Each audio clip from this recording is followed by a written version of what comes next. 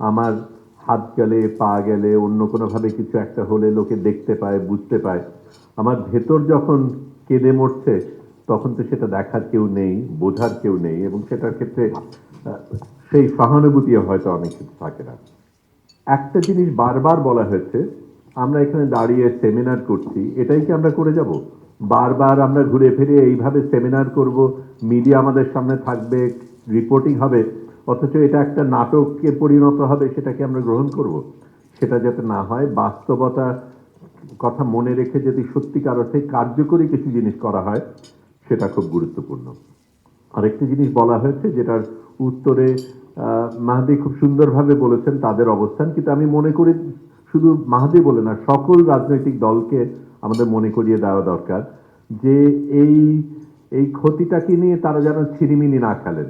তারা যেন তাদের নিজেদের রাজনৈতিক ফায়দা লোটার জন্য ভিকটিমদের নিয়ে খেলা না করেন, এবং এই জিনিস এই সংস্কৃতির থেকে আমাদের সরে যেতে হবে, এবং সত্যিকার অর্থে একটা ভিন্ন রাজনৈতিক সংস্কৃতি যদি না আসে, তাহলে কিন্তু এই পরিবর্তনগুলি হবে না। এটা বলা হয়েছে যে শুধু রাজনীতিবিদরা না, ধর্মীয় অনুশীলন যারা করেন তারাও কিন্তু অনেক সময় এই জিনিসগুলি করেছেন, এই সুযোগগুলি নিয়েছেন। নাটক করা হয়েছে।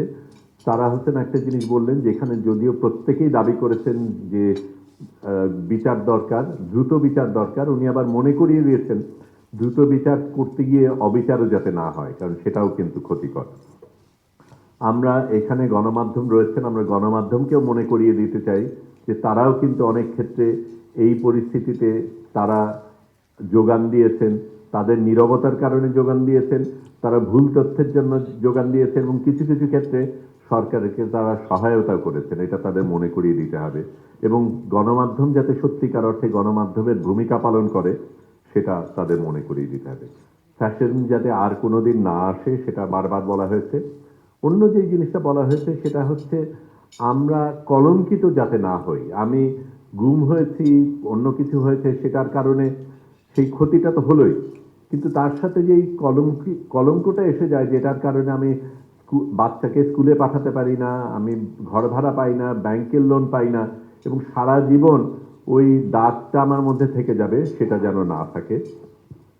আরেকটা কথা বলা হয়েছে যে একটা কমিশন যাতে করা হয়, অবশ্যই একটা কমিশন করা হয় যারা এটা নিয়ে দেখবে, এবং স্থায়ী একটা কমিশন যেটা সত্যিকার অর্থে একটা স্থায়ী সমাধান খুঁজে বের করে দেবে।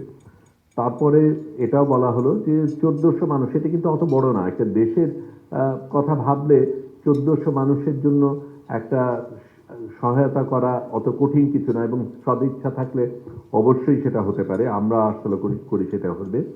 কিন্তু সবচেয়ে বড় যে জিনিসটা বলা হয়েছে, বারবার বলা হয়েছে, সেটা হচ্ছে আমরা ক্ষতিপূরণের কথা বলছি, আমরা ন্যায় বিচারের কথা বলছি, কিন্তু যারা এটা করলো, যারা আমাদের এই এই পরিস্থিতি আসার জন্য দায়ী, তাদের যেন অবশ্যই বিচার হয়, আমরা যেন বিচার দেখে যেতে পারি, আমরা যেন অবশ্যই জানতে পারি যে যারা এই জিনিসটা করেছে তারা বিচারের সম্মুখীন হবে, এবং আর কোনোদিন যাতে আমাদের দেশে এই পরিস্থিতি না ফিরে আসে।